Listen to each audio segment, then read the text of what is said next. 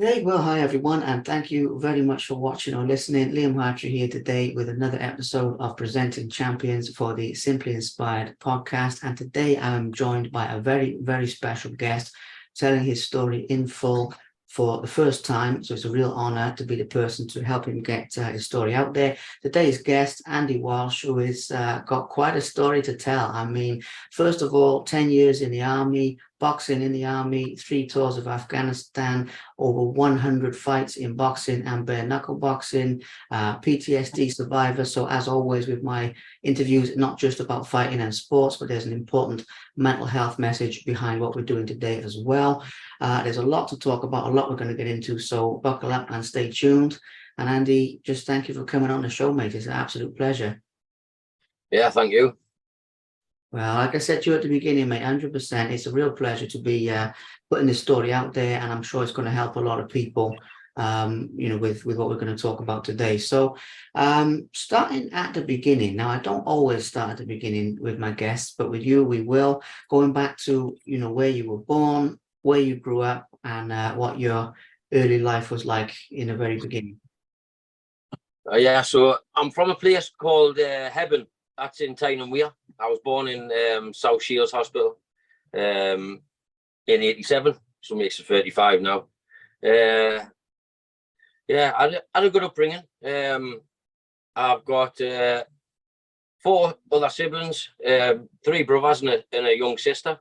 Her being the youngest. I mean, my mum had my older brother when she was 15, so didn't finish school. And yeah, she brought up really well. My dad worked offshore all of my youth life. And there was only the four brothers that my mum was looking after, so it would have been carnage for her. Always fighting with each other. But at the same time, we were best of mates at that point. And yeah, through school, I would have said I wasn't the best in school. I'm dyslexic, severely dyslexic, and part of us going through the school, it was all just trouble. I was just a little trouble cause. I mean, I was the smallest guy, didn't give a monkey's ass, and yeah, that's it. Yeah, really. So up until that point, yeah, I was all right. I mean, I got in my last 2 years of school, so I was the first person to be on all this report card, this blue book, or whatever, and they sent us to a school in Sunderland. So obviously, being where I'm from and going through to Sunderland every Thursday and Friday, it wasn't so good, really. I used to get chased back onto the metro and chased home, really, every time after. So every Thursday and Friday, I used to look forward to it. In the end, it was good. But yeah, that was me all the way through. I done my GCSEs and all that, but only a few. So and they weren't very good. Like, I've never ever needed them to do anything. So, and I've done what I've wanted to do in life so far. So Yeah, well, that's an important message right there, isn't it? I mean, I'm very dyslexic too, by the way. When I was in school, I had a terrible time of it. There was a lot of labels thrown around with ADHD and dyslexia and this and that. And yeah, to this day, I love what we've got now with all the voice clipping and all the stuff we got now to talk to people because you didn't have any of that when I was coming up. So I relate to that. So, okay, so joining the army then, was that always an ambition of yours, or was it something that sort of popped into your head a little bit later? And how old were you when you actually joined? I'm. I don't know if it was. I remember thinking I used to want to be a long distance lorry driver for some reason. I think because of one of my dad's mates, he used to take me out on his motorbike. He had like a big 600 motorbike, and he used to take on the back. And he took me to his work one time. He was a lorry driver. Joining the army, it probably came to us when my older brother, joined the army. And I used to do all the training with him, all the running, the 1.5 mile run and everything. And I used to smash him. I was 2 years younger than him, but I used to smash it all the time. And I was always fit and all that. Yeah, so it did get to a point. So I'd say in my last 2 years of school, I was I was game for joining the army. Like, Absolutely. And with the boxing side of things, I know that obviously you were saying just now about, being in a little bit of trouble and being having that little bit of a mischievous streak and everything. At a young age, when you was in school, were you channeling any of that? Were you going to any boxing gyms or anything, or did that come later only after you joined the army? Just get the timeline on your boxing, basically, well, the interest in boxing come from me granddad and me dad. So my granddad, he was chairman of the ex-boxers. He's called Maxie Walsh. Well known in Newcastle. He ran all doors in Newcastle and at one point, and yeah, he was a well-respected man. Worked in the shipyards. My dad also did when he left school, but they had their own gym in Hebben Community Centre, and my granddad was an amateur boxer, and with 54 fights, 52 wins, but the two he lost against, he fought again, and he beat them. So really, he lost against no one. And it was always in the family. Like, even like growing up, all my mates through school, I never really went. Like, through school. It was like on and off sort of thing. It was just a massive interest for us. All my mates went, and when they were getting obviously presented the trophies or the boxing shows and all that, it was my granddad presenting them. So it was all it was, the interest has come from there, like. So Yeah, so it's in the blood, basically. That's yeah. He was well respected, well known, and he was good at what he done. So he was brilliant. Yeah. Well, believe it or not, even though I'm all the way down in South Wales, I've heard the name, your granddad's name mentioned, but I have no idea where. Maybe it's someone else I've interviewed in Yeah. woods or something, but honestly, I have. So that is a small world. So fair play. So that was the boxing. It's okay. So joining the army. So your brother went in first, and you went in later. And obviously, how old were you then? So it was just after finishing school, was it that type of thing, or? So no, when I finished school, there was a bloke across the road. I used to do some Saturdays for him. He had his own mechanic garage. So I went. I started working there as apprentice. I was on £60 a week, and I'd done that. I always wanted to join, but my mum wouldn't sign the papers because my brother didn't do so well, and he got kicked out. Ended up an arsehole. So my mum wouldn't sign the papers, so I had to wait until I was old enough to sign the papers to go in myself. And I done it straight away. I went home one day and just says, 2 weeks I'm going to Scotland for my little test thing. So yeah, they weren't expecting that one. Absolutely, yeah. Well, amazing dedication though that you wanted to do it. So fair play on that. Now obviously for army blokes and people who've been in there or people who've got family in there, they'll know about this.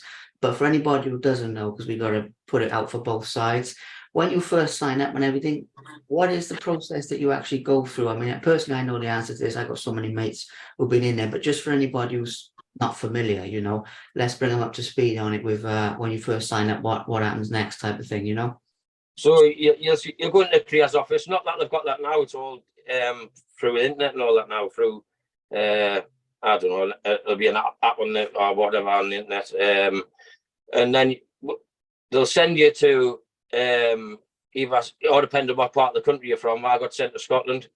You do 2 days, like a weekend day, and it's all fully tested. You do a 1.5 mile run, which you have to do under 10.5 minutes. Really, I done it in 7:40 or something like that. For like specialist regiments, like the parachute regiment, whatever, you'd have to get under 9:30.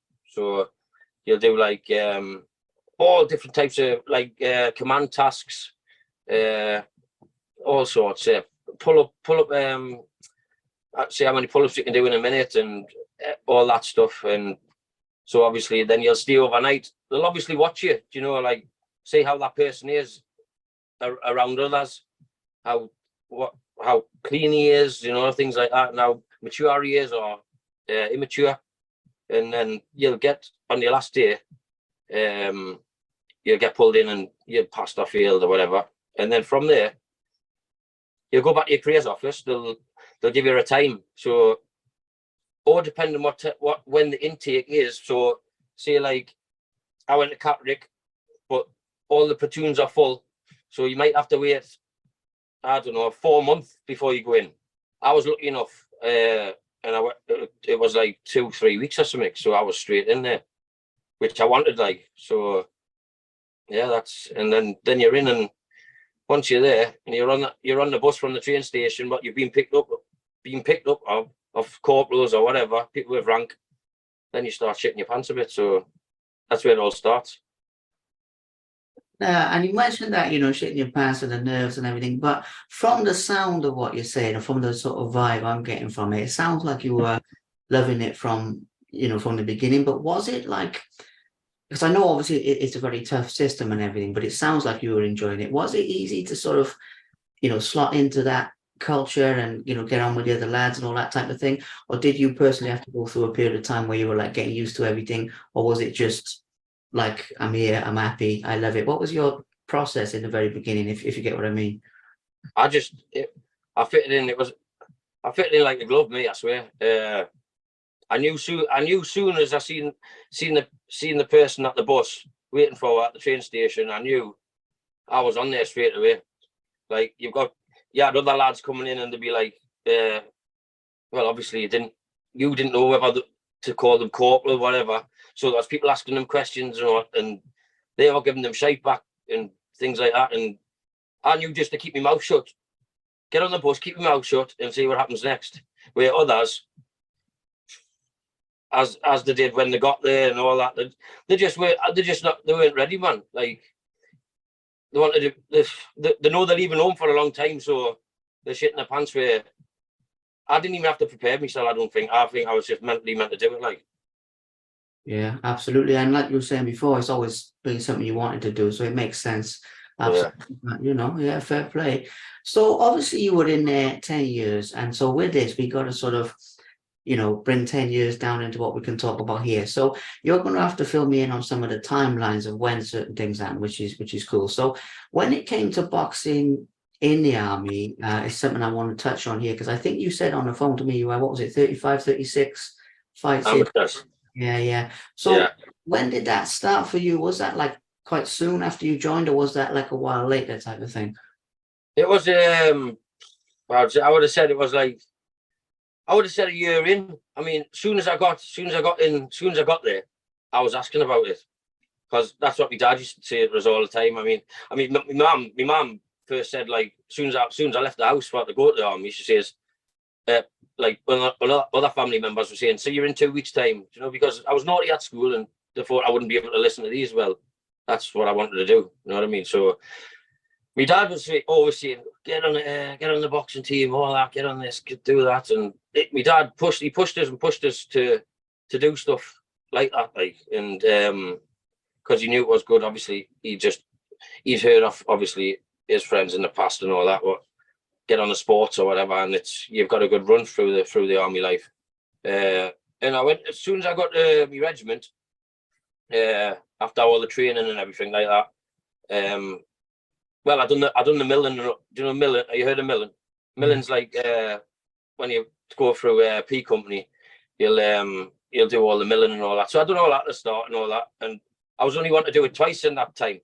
On that, everyone else does it once against each other. I got put in there twice, because the first one I annihilated them straight away, and then they says, right, well, there's one spare, so you can do it. So I done it then. So I was noticed a bit then, and then when I got the regiment, I was asking about it, and then they started doing a regimental boxing event, and we started training full. You train like full time, man. It's like you go and train 3 times a day, or you're in tracksuit all that time, and it was good. But when I got the regiment anyway, first thing I needed to do was a 1.5 mile run.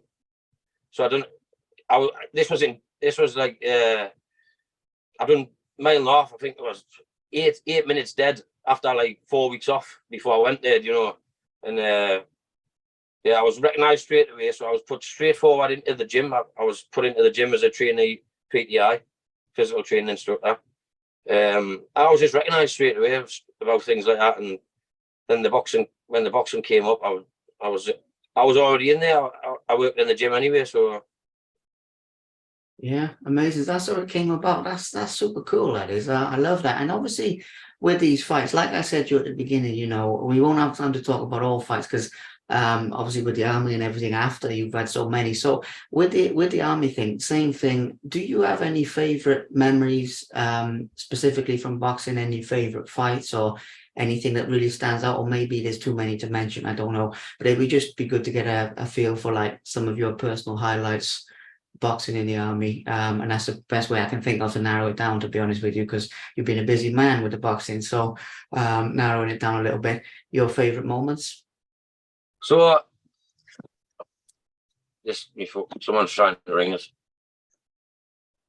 Oh, that's all right. Yeah, you're back. Sorry. Right. So after a couple of years of boxing in some regimental boxing, there was a lad that come from a different regiment. He's a professional now, Jonah TK. He's a professional, but he's from Fiji. He lives in Newcastle now. He's married to a wife. He came to and he set the boxing team up proper. It wasn't set up proper before, but he set it up proper and took me down to other camps and took all around different regiments and whatever. What a guy! What a lovely guy! And he trained with good. He was strict and everything. And so we went down to Larkhill, which is in Salisbury, and there was a big tournament there, big regimental tournament, and all the other regiments in that bigger regiment come together, and it was good. Like so, yeah, it was just. I think I had 3 fights to get to the final or something like that, but all in one day and things like that. Do you know what I mean? And it was hard, but we got there in the end. Like, and it took us I think about 4 years or 3 years attempts to get to that final. I'd never done it before, so that was good. And other things, just going around other regiments and things like that, and they used to call it a tracksuit soldier. So I was always in a tracksuit, always training. No one would bother you. They'd be like, he's a boxing team. It was like going on like nearly 9 months of the year, something like that, until we were doing training for going on operational tour. Then you were back in your uniform, like. Yeah, absolutely, and we'll get to that shortly because I'm itching to get to that side of things as well, and I'm sure everyone else wants to hear about it. Before we do, though, as well as the boxing, which is obviously something you loved, what were some of your favorite parts of the day-to-day routine? When you're going through this process. I mean, I don't mind where we go with this. I don't know where we'll go with this, but just like, because you obviously love the culture, you obviously love the training and the physical side of it. But what were some of your favorite things about like anything else? The other lads there, the respect, the banter, the other things that go on, other aspects of training, other duties that you have, and just your favorite. Because I'm just getting a vibe like when you're talking about this, your face is just lighting up. Do you know what I mean? It's that proper. So yeah, just some of your other things that you enjoyed the most about it, basically. Well, with me, when I got the regiment, like when I got my battalion, whatever regiment, so I was fast tracked basically straight away, just through my fitness and through probably how with the keenness of it. So I was put straight on courses that would up me rank, make us the Lance Lance Corporal, things like that.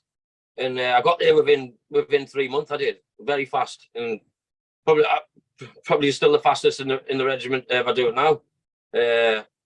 So I was all like, people are drinking in the week and all that stuff, and I wasn't about that. But still, but the banter with the lads and everyone. I mean, like you make this little. It's like a little pack. You don't even. It just comes together. Do you know what I mean? It just. You say by say, you know that he's got your back no matter where you go. On the piss, anywhere, he's got you. And that bond you don't get that bond from people back home, your mates back home. You know what I mean? So, I mean, It's just a totally different thing. I mean, there's lads now I still speak to now, and it's that's what makes it, like, because you all their memories together, and you go on holiday together and things like that, and yeah, you get that bond, like, where it's a brother. You don't want to see the brothers in arms. It is a brother or a sister. You know what I mean? Yeah, absolutely, 100%. It's good to give that a mention as well. The respect and everything is really good to give that a mention. So, okay, so moving forward in time a little bit, as you mentioned, getting ready to actually go to Afghanistan. Now, this is something that, like I say, I know we're skipping forward in time a little bit. Let's start with the prep, and again, you're going to have to enlighten me on this, because I've done other interviews like this and people describe it, but when you first get told that it's happening, what's the process there? What's the expectation that they actually give to you at that point in time? So they're trying to put you in real life situations, like sending you to Kenya. I went to Kenya. I spent a lot of time in Kenya, 3 months in Kenya. So they're putting you in that heated environment. You haven't got time to what's it called? We go to our country, climatize. You haven't got time to climatize over there. You're straight into it. And you'll train for 6 months before you go and do a 6-month tour. So people think that you're just away for 6 months from your family. You're not, because you're away from a good year from your family. You only see them now and again in that first 6 months of training to go there. So Kenya, I went to Canada in the summer. They do the winter tours and all that as well over there, but I went in the summer, and it's like tank training out there. Do you know what I mean? And it's a killer. I mean, I lost loads of weight. In Afghanistan, and I lost just as much weight as I did in Afghanistan as I did the 6 months before I went. So I come back like a rake.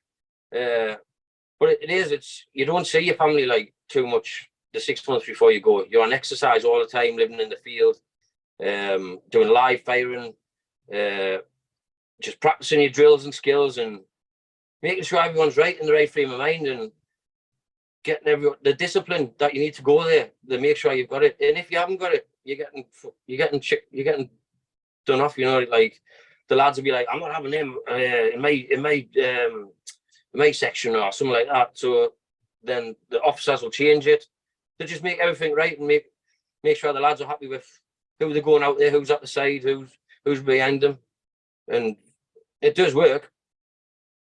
Yeah, absolutely, and that bonding and everything, it comes into it as well. Yeah. So let's get into it a little bit. Now, this is a pretty big question when I'm saying about like going to Afghanistan, your first tour, some of what happened, I mean, this is a big question as to where it'll lead, and I don't mind where you go with it, but really it's just to get your recollections, your memories from the experience, especially from the point of view of like what you expected it to be like, what it was actually like. I mean, I know obviously they spent a lot of time preparing you, but then it's another thing actually being there, I'd imagine, and that's something I've heard from other guys with this.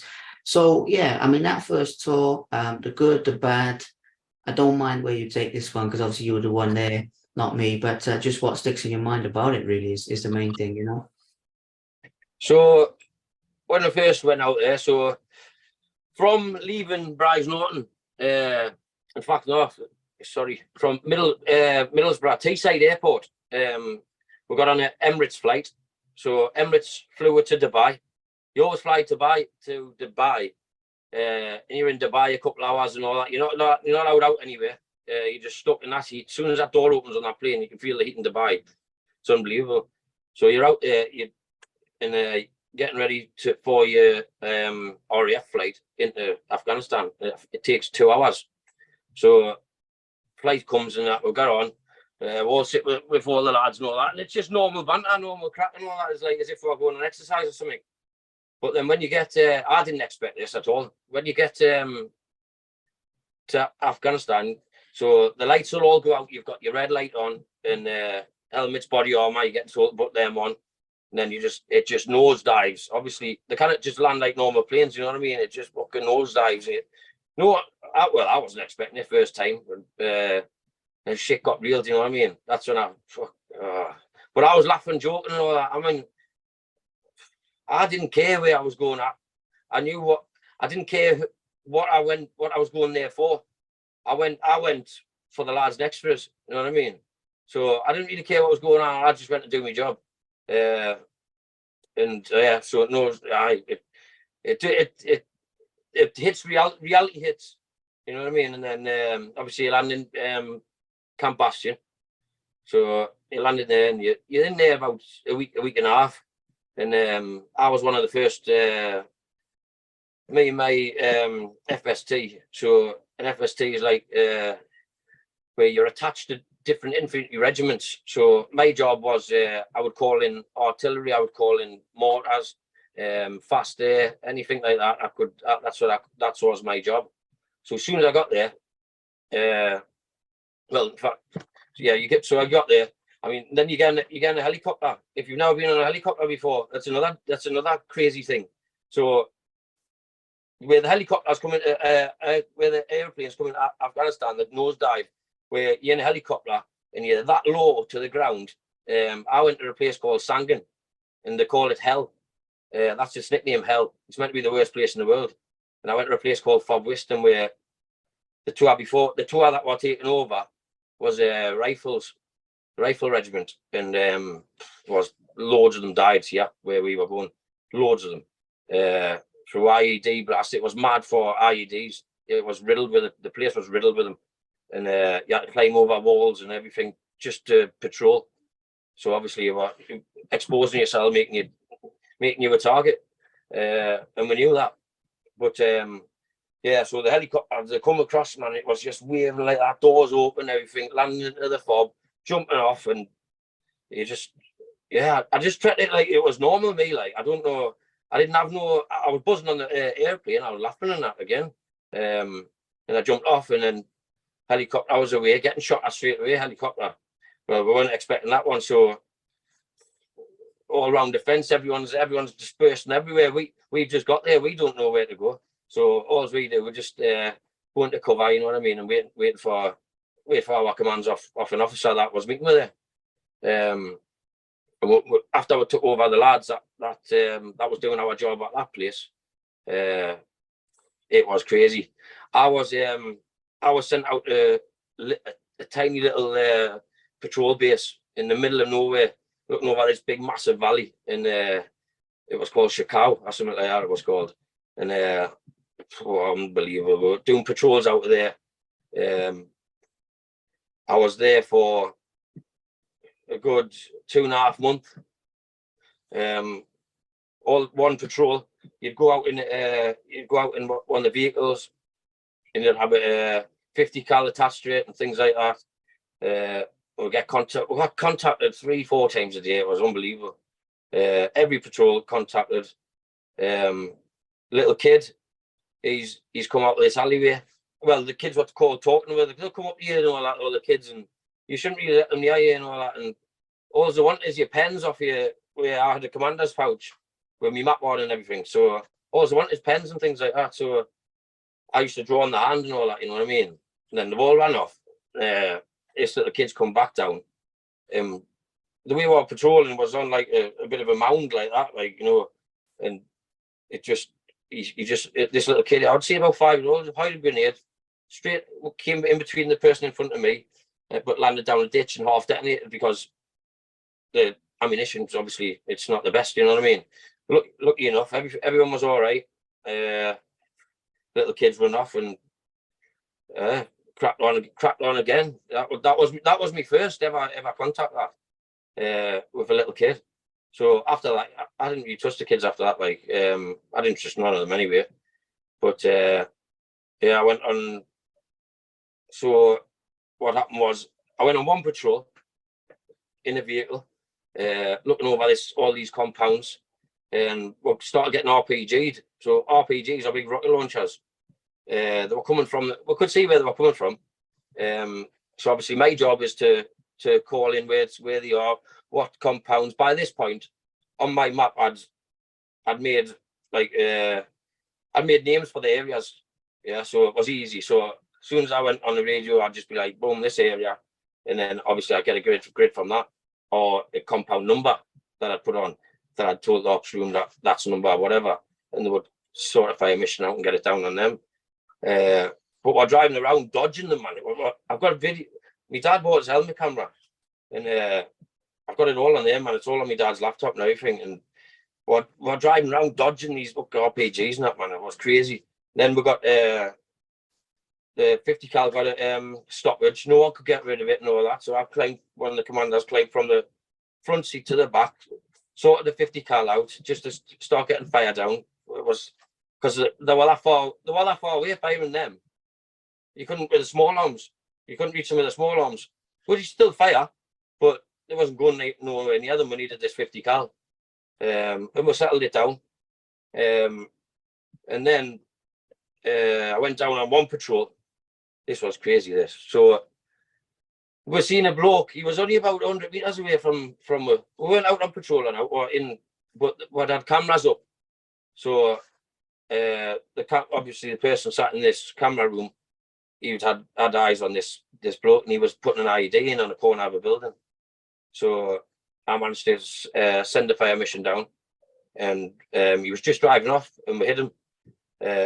This fire mission that I sent down, I hit him, like, and so we went out. I says to the sergeant, I says, "Do you want me to stay here? Do you want me to go?" And he says, "You can come." He says, "It was your fire mission." I says, "All right." So I've jumped in, and you could see that his motorbike that he was on fire, and he was about 20 meters away from it. So we jumped out, and then ended up being me and another lad. We jumped off, and I was the one to go to the body. He was the one to give us cover from it was like an alleyway down there, and so I went up to his body. It's called Searching Enemy Dead. Went up to the body. He was giving us cover. All the lads in the vehicle was giving us cover. And I was just searching his dead body. Eyes glazed. I took a photo and everything. Eyes glazed to bits, covered in dust. Yeah, it was horrible. So what I done, I had to search. He was lying on his front at first. So went up to search the back. I'm not ashamed to say this. I'll say it all day long. So I picked them up to turn them over, but I chucked them over and I fucking volleyed them straight in the head. I don't give a monkey's ass. I've never kicked a bloke in the head in a fight ever, or out like that, but 100% I boosted him straight in the head. I don't give a monkey's ass. And I'll happily do it again. And then on the way back to the vehicle, so you have the balance there, metal detectors. So my mate's got back to the wagon. I'm just on my way back, taking a different route, valeting along, got a beep on it. Thought, shit, man. So I went down, I confirmed an IED. So everyone's like, what the fuck? Now, it's along this compound wall where this vehicles go along. So obviously that's what we're trying to do, get one while we're driving the vehicles. Because we've done a lot of vehicle driving around there because it was quite open. It wasn't, the green zone was over the other side, of that wadi. And then, so in our vehicle, I went and confirmed one, and there was a wire going to another one. In the end, there was 8 altogether. In the end, I didn't find all 8. I confirmed 3, and then what happened was they wanted a sample of this wire, but in our vehicles, it's called ACM. We've got a 40-meter radius around the vehicle that can stop anyone triggering a device. So if it was a pressure plate one, it would be metal touching metal. You'd have to stand on it. But with these ones, it was triggered. Someone was obviously somewhere around about waiting to trigger it. So, and there's me, like, next to it, you know what I mean? I wanted a sample of this wire supposedly come from the operations room. So I just pulled on it. I knew it wasn't going to go off, man. But people think I was fucking mad, man. Everyone started calling us hurt locker. So I got into the wagon, drove back to the camp, the patrol base, and then it was all uproar that I'd ripped this wire out of the thing. So they sent the military police on helicopter to come and speak to us. and they thought I was fucking not wired right. So anyway, then this time, so I got to over the radio. I got told it was all the phones would be going off, all the staff phones, no one could ring home, and when that happens, someone dies. So and they were off for 2 days. I'm sure they were off for 2 days, and they weren't that normally like that. Then I got told it was someone from my regiment. So and you get told the area. So you don't get told, because if anyone rings home and they know that person's died, their mum can find out before the army could tell them, you know. So that's what happens. And it come through one day that it was, I thought it was someone else who I was very good pals with, Billy Valentine. I thought it was him. He's from Sunderland, and me and him were good mates, really good mates. But then it was Zach Cusack, that says over the radio, and he was one of my best pals. So they says we're going to send a helicopter to come and get you, just you, and bring you back to Camp Bastion.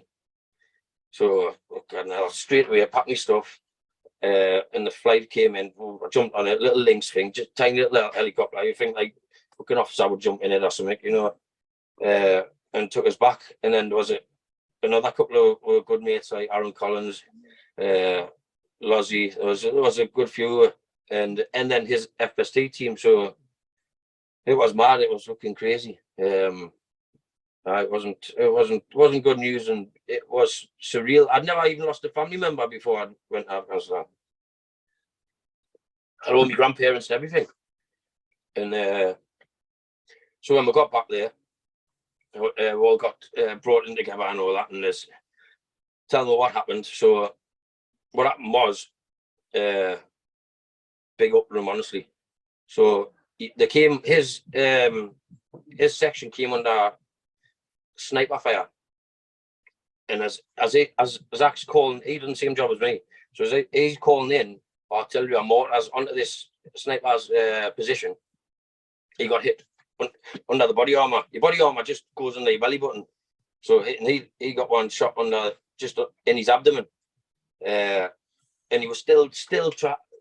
The lad that was on the other side of the radio to him was a good mate of mine, Scouse Kenny, and he was telling us later on he was still trying to call in. You know what I mean? And still trying to do his job, and still pushing to get these mortars, whatever they were, down onto this position. So yeah, that's what I got told. And yeah, so what happened was they got the Merton, which is a helicopter with ambulance basically, and he died on the way back to Camp Bastion. So yeah, it was a bit sad really. I couldn't really save him, but he was 20 years old, the only child. I still speak to his mum now. I'd been on holiday with him just before we went and all that, man. Free with me, him and Aaron. My mum and dad met him, my family met him. Really good lad. 20, I was 23 or something like that. Yeah, it was sad, but I'd end up when we were in Camp Bastion, I'd done a reading. You have like a repat thing where everyone gets together, and there was 2 Marines as well that was going home as well, dead. So I'd done this reading out and all that, and we stood round his coffin with a Union Jack flag draped over him. The people that got brought in, and they'd done a reading with a priest, and that I couldn't stay in, man. I just ran out. I was in bits, mate. Yeah, it was hard to take for me, like, especially not losing no one before I'd even went to war. You know what I mean? So then I showed his coffin on the way down the runway of Camp Bastion, put him on the plane, and we all just stood there and just watched the plane take off and wait until you couldn't see it. You know what I mean? And then that was a crack, probably by that time I was only 2.5 months in, man. You know what I mean? It was fucking rough. I had it rough, mate. Every time I went, I fucking had it rough. So then I went, me R&R, you get 2 weeks R&R, rest and recuperation.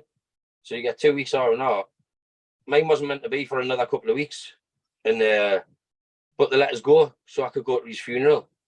I was only one on this flight. I think I was only one that was going on this flight, apart from the RF people on there. And I got on the flight, and there was another, obviously, a couple of coffins, like, so. It was crazy. It's crazy to see that and come back with other bodies. Apart from him, I wish I'd got on that one.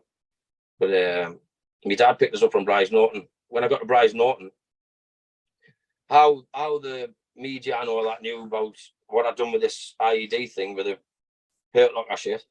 But waiting at Bryce Norton for us and wanting the story and all that crap. I don't know. God knows how that got out. I don't know, whatever, but it did anyway. My dad just piled us in the car and we're gone.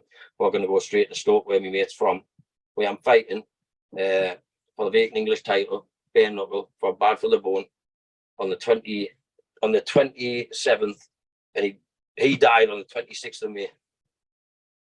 So it's meant to be for us, this coming up. And he says, "Do you want to get a hotel? We'll go to the funeral next day." I says, "No." I says, I want to go home." So I went home, and then my mate picked us up the next day. Charlie could be at the mine as well, and took us down. I was in the army with him. He was from Sunderland, and so went to his funeral. That wasn't nice either. I'd never met his mum until a good few months after we'd got back from Afghanistan. And you know what? She came into this room where we all were, and she was looking at us all the time, looking at us, and I was like, "Fuck yeah!" I didn't know what to say now. You know, what do you say? I was 23-year-old. What do I say? I'd never experienced it, and she just went, "You're Walsh, aren't you?" I was like, "Yeah." She was like, "I can just tell." She says, "You used to talk about you all the time, you know, like things like that." It was nice, like, and then since then we've kept in touch, and now and again, not all the time, but I've been down Stoke and on a Remembrance Day. She come up here the other week for one of my boxing. That was brilliant. So, and this one coming up for you and all, like, and him. So a lot more is happening, like contact wise. I can talk about contacts. Like, I was driving this quad. You've got this interpreter along with a platoon sergeant listening to this ICOM, right, which is a radio from what we've managed to get that the Taliban used for each other. So he was saying, like, look, they're aiming for this person on this motorbike, which is me, and but it can be anywhere. But it was just worked out. It was us. So we started getting. I was getting aimed at, but obviously the full patrol was as well. And we're going across this field, and fucking hell, it ended up being like 50 meters away. This fire that was coming towards you from this murder wall. We named it murder wall because there was that many holes in it, and we got fired from there before. So me driving this quad with a trailer on the back full of like supplies, like food and all that we'd been to the big FOB forward observation base for.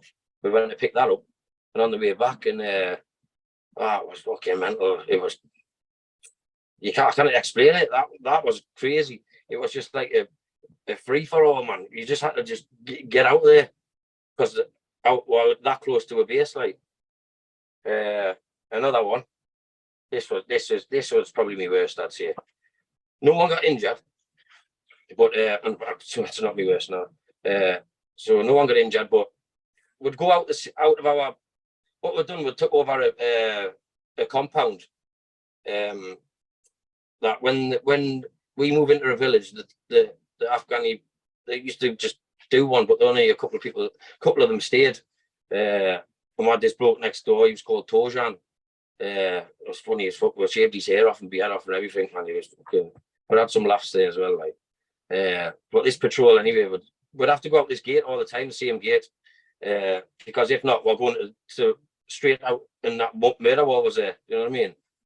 So we went out the back every time, and there was a river, 15 meters apart, something like that. We got about 10 meters. First, the rear man got about 10 meters out of the gate. 12-man patrol, 5 meters apart. So you can imagine the length of the patrol, 5 meters apart, say 3 meters apart, something like that. 3 to 5. And then we got ambushed on the other side of the river, 15 meters away. There was compound walls all along it. It was just I was in charge of that patrol. So it was normally what you'd have to do, you'd have to go firm, fire back and peel off, you know what I mean, one at a time. It wasn't one of them, it was just a fucking run back into the thingy. So by this point though, there was dust. I got one through my bag, through me, like nearly hitting my radio. They were hitting the wall, they were hitting the compound walls next to it, and you could see the fucking dust everywhere. It was fucking crazy. And I couldn't even tell you how many there was of them. But if you think they used AK-47s, automatic, they were just fucking sprayed everywhere. And we were just fucking as much as we could get back, but we had our support by the Sanger from a base giving fire back. So that saved it. We got back in, there was lads being fucking sick and everything, man. The young lads and they were being sick and all sorts.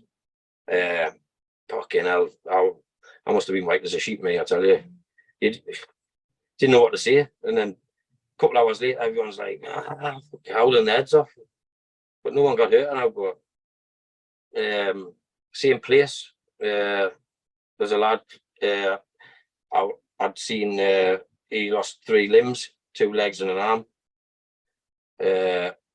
We put him on the stretcher, laughing his head off. He was laughing his head off.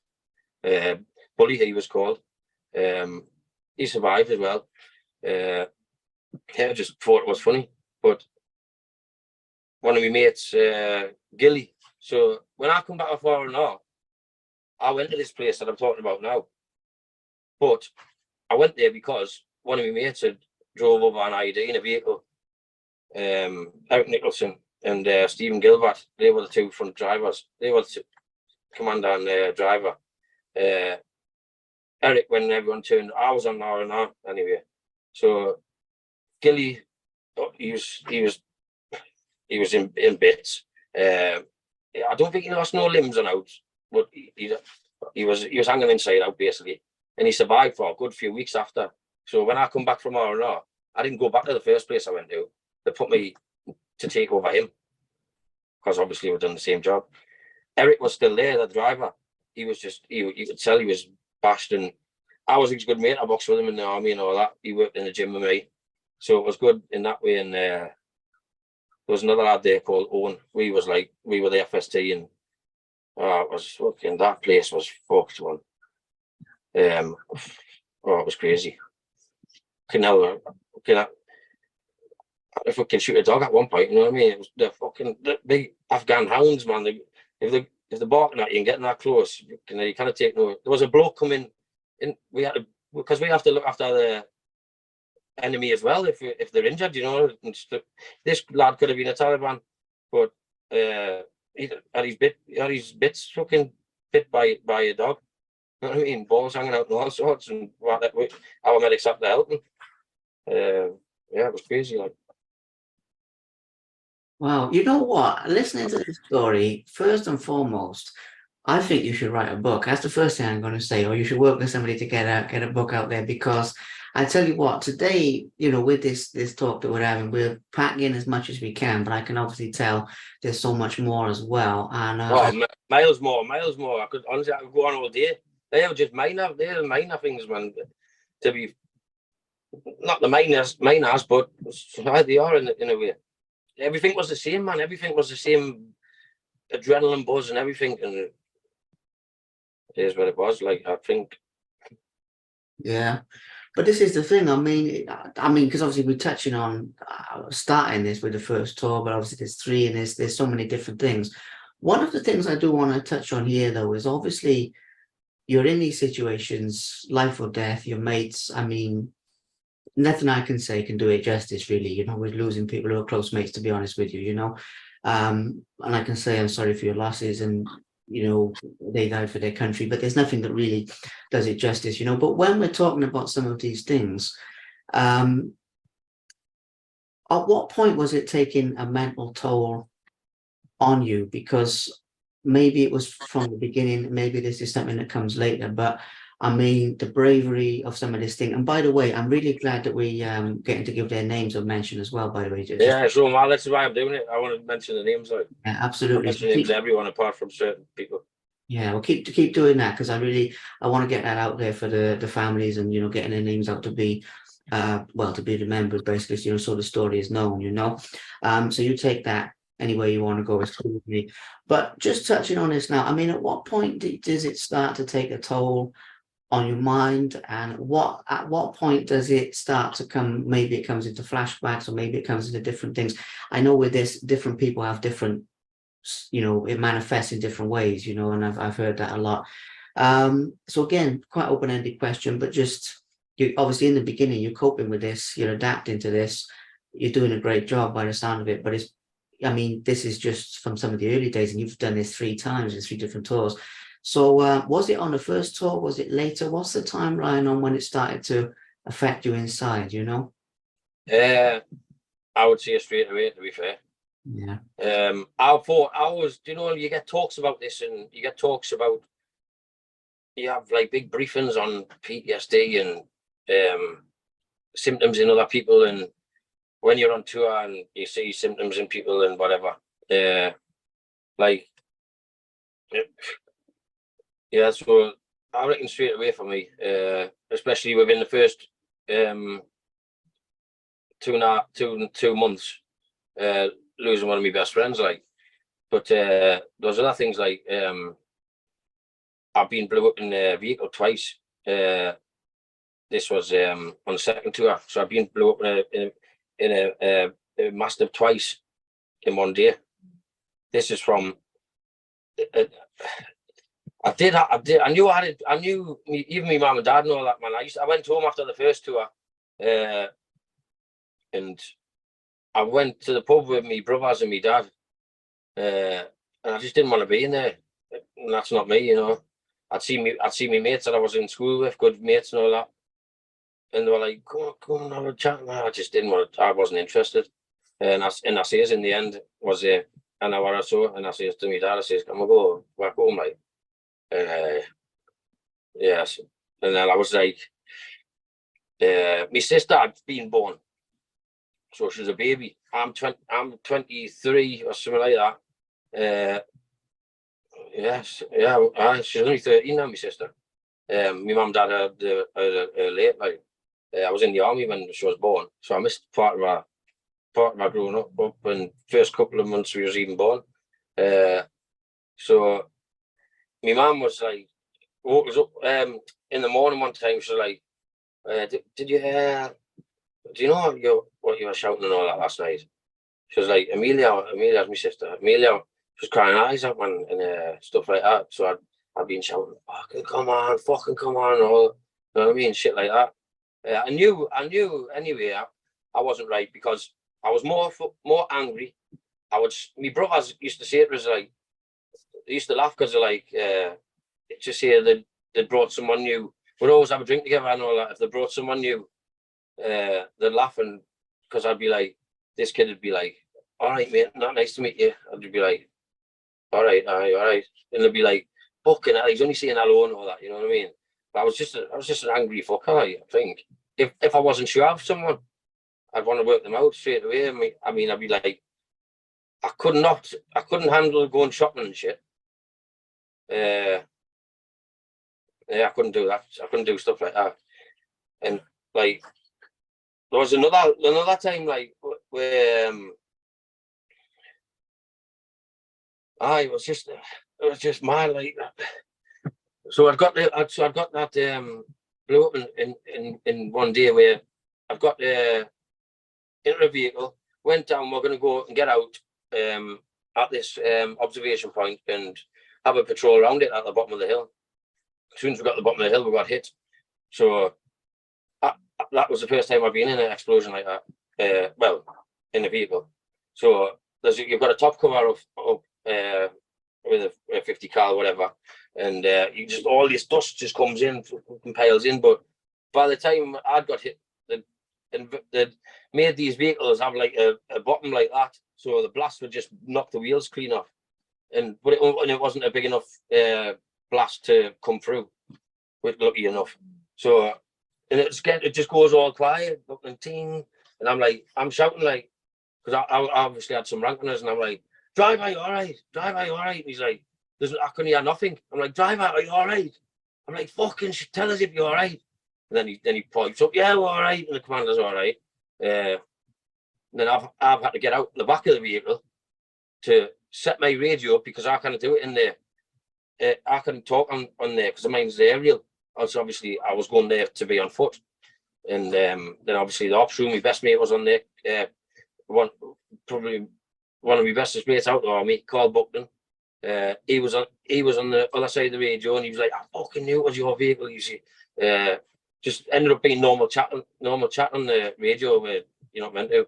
And but it was like mate to mate, you know what I mean? He's gonna look after us sort of thing. So we got another vehicle come to take over. We got in there, about 200 meters down the fucking road, boom, again. It was a second device. And that's what the plan. That's what it's called. Secondary. I got with that was nothing. That it was like just do the same thing as we did before. Get the fuck out here. You know what I mean? And yeah. So that was fucking. That hit us quite a bit. I think that, you know, and you know, like I remember I was like just the dust, and there was this kid, right, 18-year-old. He'd been in fucking that many explosions. He should have been sent back from thingy. He was in the corner, man. He was fucking crippled. The ginger Scottish kid from Scots Guards, fucking shaking like a fucking shitting dog. I'm trying to like comfort him as well as do my job. He shouldn't even have fucking been there, man. But the army do make the mistakes, but it's not up to them. It's up to their commanders. You know what I mean? So someone never seen something in him that I never took a notice of him. And he's probably fucked like I was. But then, yeah, I was going to say something before, and I can't remember what it was now. Yeah, I started losing the plot, man. When I'd come back, falling out with everyone, I didn't give a fuck about no one. Even I lost my rank. I mean, I'd done a boxing event one night in the regiment, won the final and all that, went through the prelims, won all that, and then went back to my room. Went back to the sergeant's mess where we all had a drink for like a party for only the boxers were allowed there. Left there, I went to look for my mates in the block. And I looked down this corridor, and there was this big bloke. He was actually a chef. And he was giving me a bit of shite. So I went back out. I thought, fuck this. So I went back in. I said, who the fuck do you think you're talking to? He's come running up. He was a fucking rugby player. I don't know how I done this. So I just fucking, then I braided him, but I wouldn't fucking stop. There was fucking blood up the fucking walls and everything in this corridor. There was another two lads who wouldn't fucking come even nowhere near. And I went to fucking town on them in this corridor. Blood everywhere. It was just before Christmas. I'd never really do that before. I'd never take the piss, you know what I mean? Bashing someone. I'd never take the piss, even though he ran at me. But he was a fucking big lump. And so I needed to hide then. Then people knew who I was and all that. Obviously the other two lads. And if I snuck off camp because that day we're all leaving for Christmas leave. And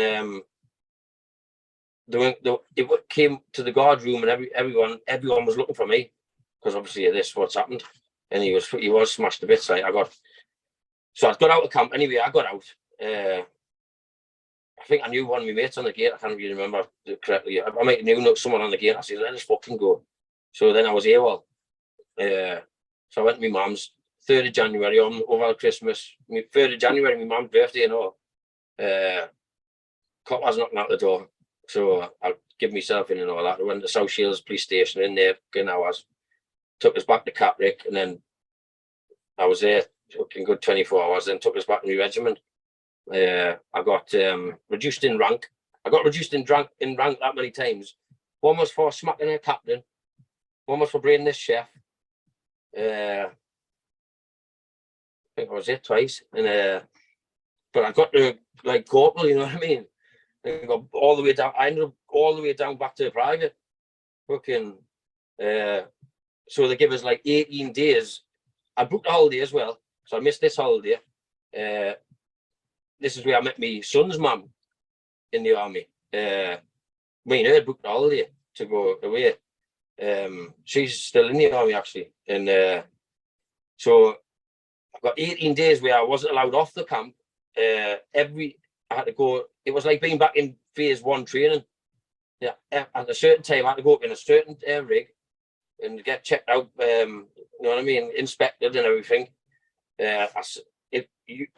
Overall, sweeping like a fucking big long drag into the camp. I just got hammered. I got hammered, and I started being. I was just ended up a little fucker, but let my head come back a bit at a certain point. Then we fucked off to Afghanistan again. I'd been and asked them for help. You know what I mean? And they gave us some tablets and I'd stay off for 3 days, and that was the end of that. And then I did get my head right again, I think, because I knew I was going back to Afghanistan. Shouldn't even have been putting us back there, but I went. Do you know what? In my head, I was going for fucking revenge, man.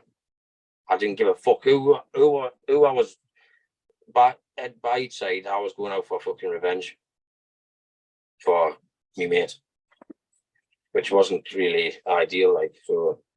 But I did, and I went, and I got sent back off the tour through fucking from my head, and yeah, smacking a foot officer. So, but this officer tried to put us on a patrol, like the same type of patrol that I was on when I got hit off the MIDs. I told him, I says to him, look, there's no point me going on this patrol. I spoke to the platoon sergeant and all that.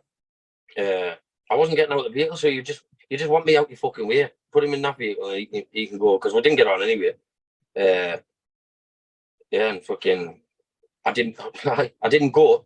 Ended up having a barney with him, and they got hit by an IED. Fucking good job. I didn't go. You know what I mean? But I'd say to him, I says, look, I've done this before. You've never been there before. I says, I've been there before. I don't need to go out on that patrol. And I fucking, like, another time. So when I took over my mate Gilly at this other fob, so the last day, the officer that I was with, I actually got on brilliant with, Captain Welsh. Fucking right kid, right boy, man. Fucking had wings, daggers, fucking commando, para, he was all sorts. We got on mint, like, and so the two lads, Eric, that I was saying about before in the vehicle that he blew up, and another lad, Owen. So on our last day, right, before we were ending this tour, this captain tried to send them two on a patrol. And I says, no, I says, we're going out here today. I says, you don't send, no one's going fucking nowhere. We can watch from a Sanger, and we can control anything that happens we can watch overwatch them. I says, no one's going out and all that. He's like, they are going out. I says, they're fucking not going out. Well, like, this is making an officer.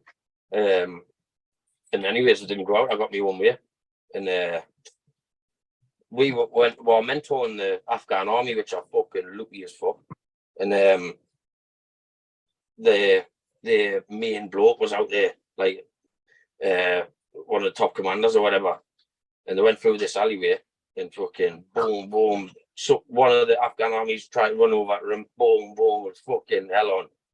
And yeah, in my eyes, I fucking saved two of my mates, like I would have said. Because it was fucking, that was carnage. Well, yeah, early days, man. Early days, it was straight for me. So when it comes to this idea of like the troubles you've been through, I mean, first of all, I got a lot of respect for you putting all of this out there. Like I said at the beginning, you know, for what it's worth. I mean, I know you've chosen to do this, but putting this stuff out there, personal stuff like this, you know, it takes a lot, and I got a lot of respect for that, you know. Honoring the memories, you know, the people who've been lost, telling part of your story. I definitely think your life would make a great book or a great movie or both, you know. I'm not just saying it. I mean, seriously, I could tell with this, we're just scratching the surface. But when it comes to the PTSD thing, and I mean, I don't like labels, but when it comes to these type of things, what are some of the ways you've used to bring yourself back into being? I mean, because when we spoke on the phone, I remember you said like you don't feel that you've overcome it, but at the same time, it sounds to me like you're managing it and you're sort of living your life and everything. Massive respect for that, after all of this. So I want to put this out there for people, other people who are going through it, basically, other people who've served or whatever, even people who are going through it from other things that have happened. What are some of the methods you use to sort of bring yourself back to a center, if you get what I mean, and everything? Well, I would have said now, I've probably had it for about 13 years, 15 years. If I'm going from the start when I went out there, where I think that I suffered straight away, and I thought I was strong-minded not to, but I did. So you just live with it. I mean, 4 years ago, I tried to do my selling. I lost the plot. I lost everything. I'd split up with my partner I was with at the time. I was in the worst position ever. I don't think I wanted to die. I think I just wanted to show everyone, like, I don't know, I just know, I felt like no one had a clue. No one had a clue. And it was the worst time in my life. Ended up in hospital. Fucking woke up and I was woke up and fuming because I'd fucking cut from my Stone Island jump out for a start. No, I'm joking. And I woke up and I had all these fucking things all over us and all that. One of them catheter things in us. And I'm just fucking like ripping these things off us and all that fucking. And then my mum turns up. I wasn't speaking to my mum or anyone at the time. My mum turns up, fucking, like, get us the fuck out of here and all that. Yeah. And then it was mad. And how you overcome it, man, you can it, man. You can it. It's always going to be there. You all this help and all that the says that you can get. I've been in touch with everyone, and then I'll ring them up saying, look, I'm waiting to hear back from you. Yeah, just wait for your email. Fucking 3 months down the line, man. You know what I mean? It's not like that. But I would say to anyone, if they're suffering now, I would say the best person to go for, you go and search for Safa. I would say them helped us the most, but no one helped us. I helped me fuck myself. I was going to every Thursday for 5 weeks. I went to this. The doctors sent us to this. What do you call it? Psychiatrist thing. So I'm talking to this woman for 5 weeks straight, going through the same shit all the time, and I'm thinking, what the fuck, man? She's asking loads of mad stuff. And in the end, I just say to her, I says, what were you in the army like? She says, oh, I've never been in the army. I was like, you fucking look me, you know what I mean? I'm telling you all this stuff. How do you expect to help me? You know, they haven't got a clue. So, but every time I was coming out of there, me missus, my daughter's mum, she'd hate picking us up because I was just a nasty bastard for the rest of that day, you know what I mean? And yeah, I wasn't nice. So I cope with it myself and dealt with it all myself. Don't get us wrong, I tell you now, I would never do what I done 4 years ago again. 100% not. But I've lost loads of mates in the meantime. Exactly that. And one just had his funeral Friday. A lad I was in on an OP in Afghan, Butch. And one of my good mates from regiment, Mac. That was a year and a half ago. Fucking families, kids as young as fucking 5 and newborns, whatever. It's not right, man. But ever since what I've done, what my dad done was he rang all my friends, and they all got in contact with us. He rang all my army friends because he knew them. I took them home and all that, you know what I mean? Yeah, he rang them all and all rang us. Some of them ringing us because they were in the same position. And what I'd done was, I tell you, in fact, I tell you what got us over it. So 21 days for 20 press ups for 21 days or whatever it was, and for mental health it was. So what I'd done at the start, I thought I'd do a little bit of I've been doing this mad thing on Facebook for years, like talking whatever, and this is where it all started actually.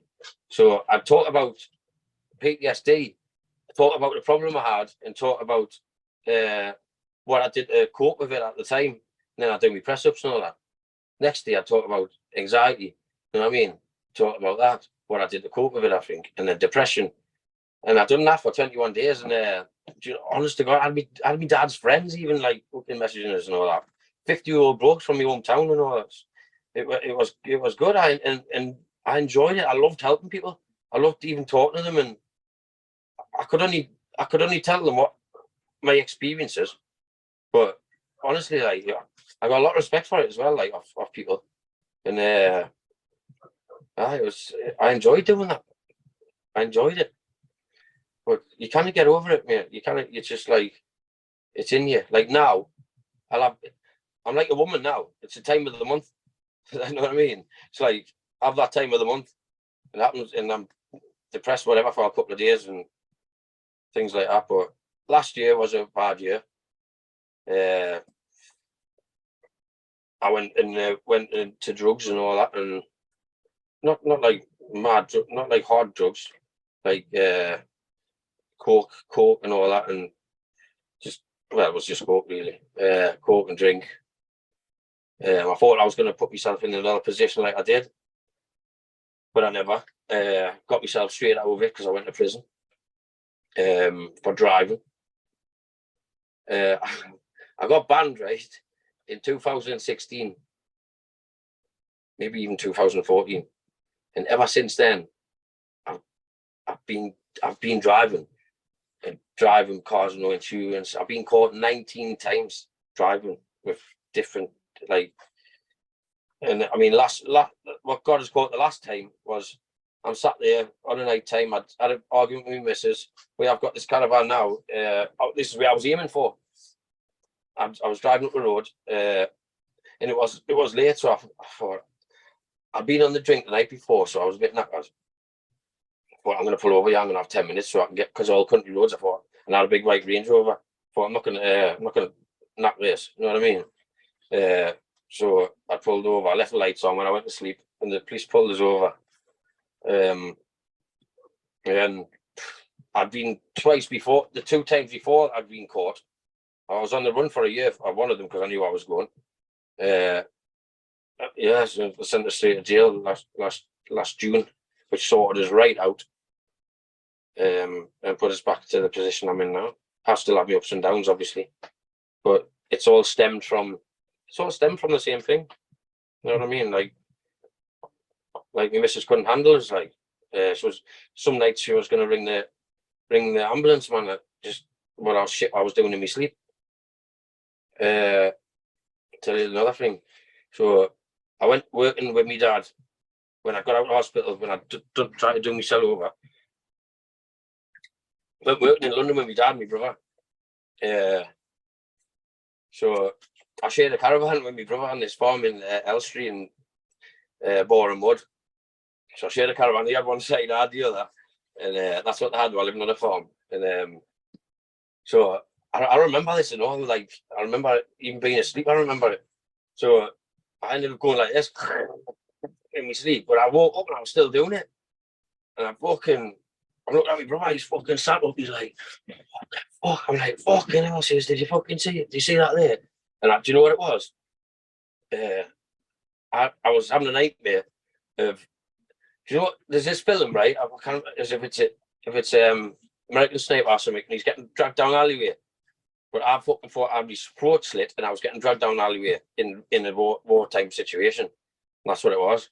Fucking horrible, horrible. I've been asleep at my mates and all that, and I fucking start fucking twitching and shit, and it's mad. But that was the worst part of when I slept. Like, my brother was fucking shitting himself. He was like, "He's getting his own caravan, him. He's not fucking staying with me." But funny.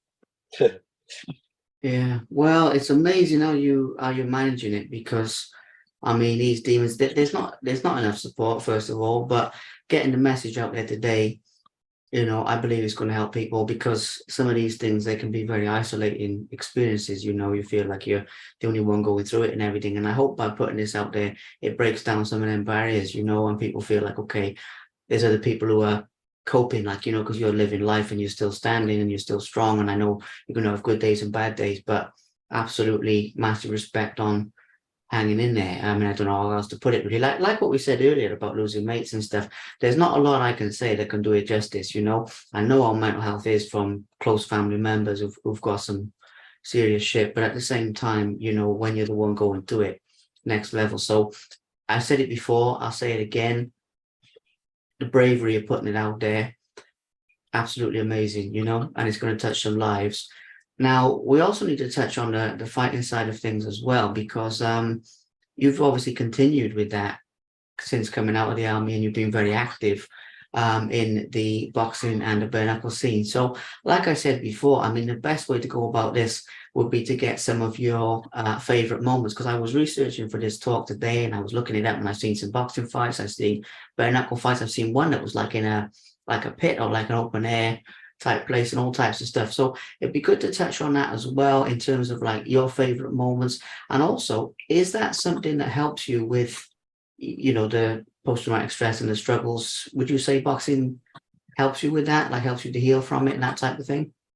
Going to the gym when I do go to the gym, it does, yeah. But I've always been a game little bastard, man. Even from growing up, from hanging about in the streets, being 12-year-old, fucking, yeah. I've always been game. There'll be lads coming from different towns and all that, and I would always be the small one, and you know, I'll be the one stood there. You know what I mean? When everyone else has done one, ready to take on the fucking world, but that didn't happen. So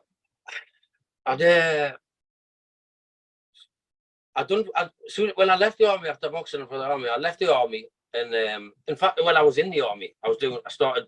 Oh fucking hell! Right.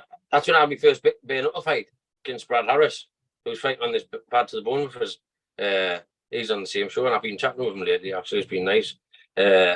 So I was in the army. This is a funny story. This. So I got asked to do this bare knuckle off Stu Armstrong from Newcastle. He was doing like some promotions, whatever he was doing. And he says to us, Andy, he says, someone dropped out of this bare knuckle show. Can you come and jump on it?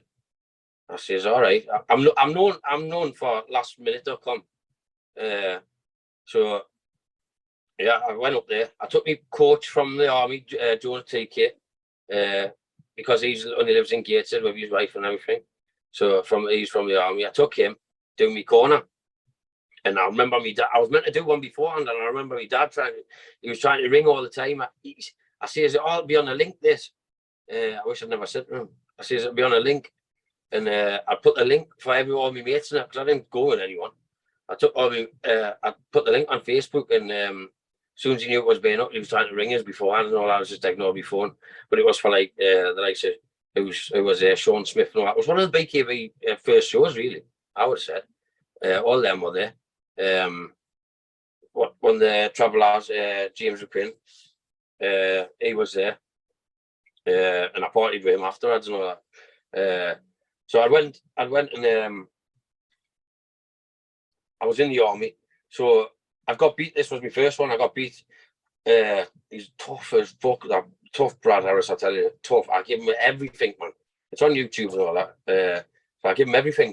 And in the second round, took us down with a left hook onto the jaw shot, and I went on my arse, got back up, and he caught us with a body shot, and they were broke straight away. I couldn't hardly breathe. Then it got called off. That was in the second round. Went back to the army the next day, and I was fucking haggard. So I went over to like this office, and I've just like put my head in. Everyone had already seen it on fucking Facebook and all that crap. Put my head in, and so like, come in, what's a crack? So I told them. So like, right, well, you're in front of the commanding officer today. So when I went in front of the commanding officer, I got marched in trouble. So I got 450 quid I made off that fight. He says to us, he says, what did you make? How much money did you get for that? He says, £450. He says, well, I'm going to charge you £450 for self-inflicted wounds, and dismissed us out. So I lost, and I got fucking beat. I got no money. Do you know what I mean? So I done that for now, really. But that was one in the army. Then I started doing, one of my mates was Sean Hounslow. he in my regiment, he was doing all the white collar, and he'd done a few, and I've been watching him one in Sunderland, in Nissan in Sunderland. So I got pally with his mate, who was the promoter of that. So I was on the next show, and I beat this kid, and it was one of the fights I'll never forget. That was like the start of me unlicensing sort of thing. It was for the ABF and all that. No, the ABF, people know what they are. The organisation for the unlicensed. And I just had, I've been active, right? Training or not training for a year. God, I'm going to tell you now.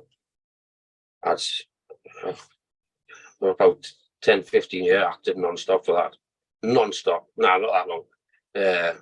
I was probably about 25. So about 10 years active non-stop. Up and down the country, everywhere. I'd go everywhere, anywhere for a fight.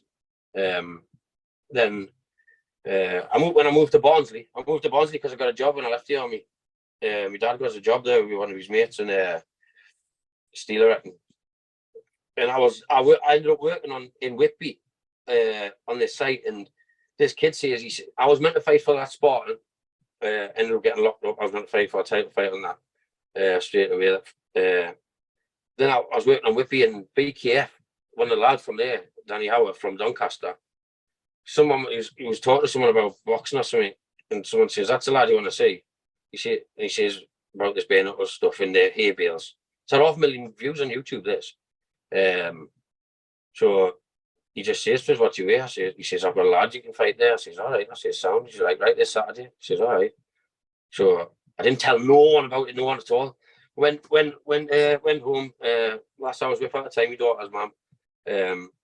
I says, all right, this was Saturday. I says, right, I'm going to go to this thing. She was like, fucking hell, man, what are you doing? So I says, just leave us to it and I'll go. Jumped in the car. I went to the pub. I had 4 pints. And when I got there, I wasn't going to go. I thought, fuck that. Then I thought, I've never pulled out a fight in my life. I've never turned anyone down. And anyone will tell you that. No one, I'll take any fight that comes. 4 pints in. Drove to the fight. I knew what I was doing after the fight, so I was on coke. I was 8th fight, and I'm sat there by myself, didn't know no fucker there, crowds, people standing on transit vans, fucking lot.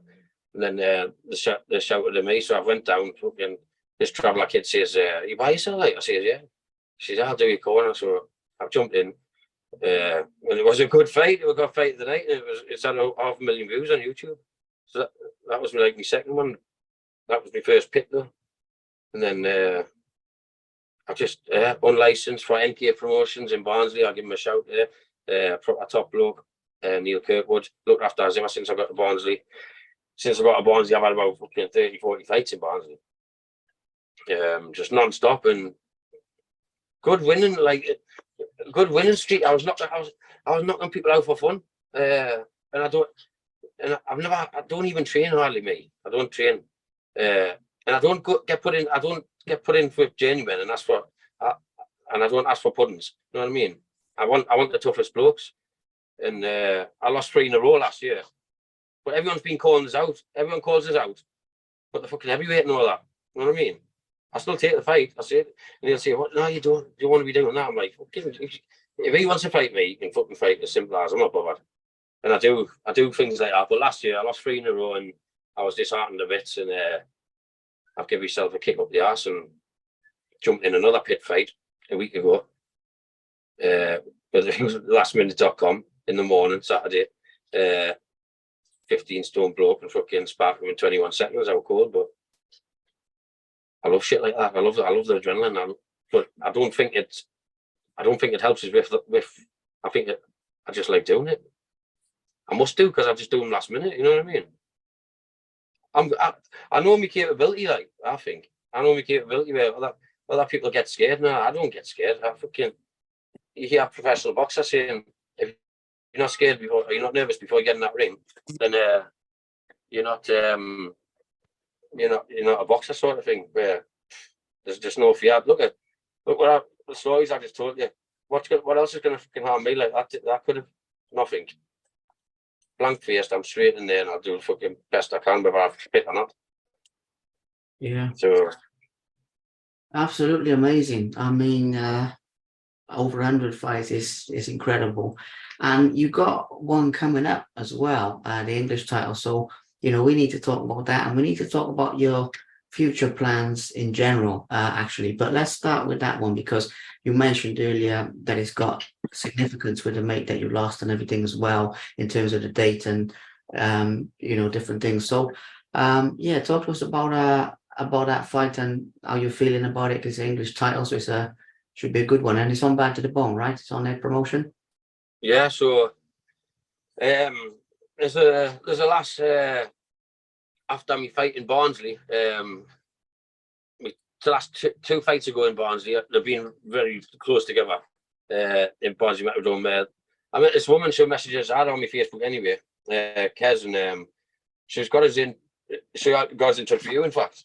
So she messages and says, look, there's other shows and all that you can go on and things like that. She says Bad to the Bone, but Wayne Taylor, a lad that wrapped my hands in Barnsley, he's a cut man for them. And he tells us every time, he says, you need to go and do bare knuckle. He says, you fucking win that bare knuckle. And everyone always says I'm better at bare knuckle. But it's just, you're going to be, aren't you? Because you're going to hell for leather straight away. You want to be out there. You don't want to get punched. So they give us in touch with Stefan. So Stefan Banks, Bad to the Bone. She must have sent them footage or whatever. He says, I've seen footage. He says, I'll get you on the show. I respect you, obviously, you're in the army and all that. And it just so happened that, like I mentioned before about my mate's from Stoke. It's his 13th anniversary of dying in Afghanistan. It's mental. It's like it's meant to be. But I was meant to be fighting this lad from Ireland. But he's tried to pull out because of something to do with the police or whatever. So he says, look, I'm gonna offer you this fight. Send us some footage of this lad, Gareth, I can't remember his second name, and it's for a vacant English middleweight title. So I'm hiding the deep end straight away. You know what I mean? I looked at the footage. You know what it is? I looked at the footage of the first guy he showed us. I didn't even have to look at it. I says, yeah, anyway. So I'm just a yes man anyway. I don't want to go and watch other people boxing and say, yeah, I'll pick him, I'll have him because I think he's easier. I'm not like that. I say, is that who you want? Obviously, that's the first one he's sent me, so he thinks it's going to be a good fight. I'd say, yeah. You know what I mean? But other people are looking and think, nah, I reckon I could do him. I don't think, I just think, if you want us to fight him, I'll fucking fight him. But he's a good boxer. I don't think he's got the power and all that what I've got. But I've upped the ladder straight away and Bad to the Bone fighting for a title in my first fight, in my first pro bare knuckle fight. On telly, everything. I could get embarrassed, but I have been doing training this for this. Not as much as I'd like to do, but I have, and I've got every capability to take this man clean out. Simple as that. And I think that about every fight, whether I've trained or not. And I'm grateful that Bad to the Bone has put us straight in for that. Even Stephanie herself says that people aren't happy with it, but he is. So I'm grateful, and it could be the start of something good for us. And they say that they would sign us and all that, whatever. They could sign us, and if they do, then I will start taking shit seriously because I think I'll be good at it. I reckon I could get far on it. Yeah. But I've got the only thing that worries us is that I've got these pearly whites, like, and I'm not keen on getting them knocked out. Otherwise, I'll have to be tripped to Turkey every couple of months. But we'll see.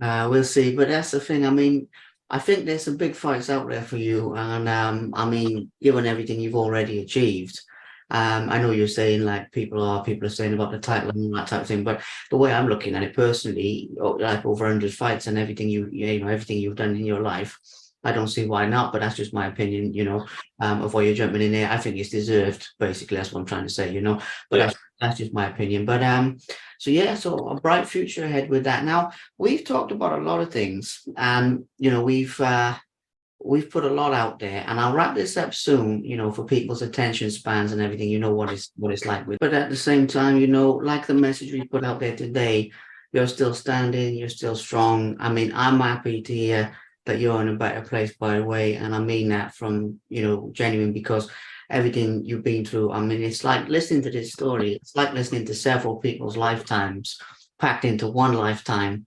that you've lived, if you get what I mean. So Yeah. um what I want to say, you know, wrapping this up, I want to say thank you for being an open book, first of all, you know, and I Yeah. know that's the type of bloke you are and everything, but even when we spoke on the phone, I said, look, you know, we're putting some personal stuff out there. It's brave. It takes just as much balls to do this as it does to get in the ring and stuff. And I'm not being funny with that, but like putting your, you know, don't want to put it, but putting your deep emotions and things you've been through out there. I got a lot of respect for that. I believe this will help people. I believe this will touch lives. You know, that's why I'm doing it. It's been an honor to be the one to help you put your story out there. I mean, you've done it basically, you know, and I've just been guiding it here and there and everything. But it is an honor to do that. And I just want to thank you for your time and thank you for doing this. To be honest, mate, you know, as simple as that. Yeah, thank you. I said at the start, I said I'm going to be brutal honest. I mean, God, there's a lot more things I've done outside the army as well, which I mean, I never know if this ever happens again. Then I'll tell everyone them as well. But I do. I thank you, and like people that leave the army and things like that. Obviously, you're going to see this and whatever. And I'm on Facebook, Andy Walsh. Add us on Facebook. If you need a word, if you need a point in the right direction, I'm there for you. You know what I mean? Simple as. And I will be for any veteran.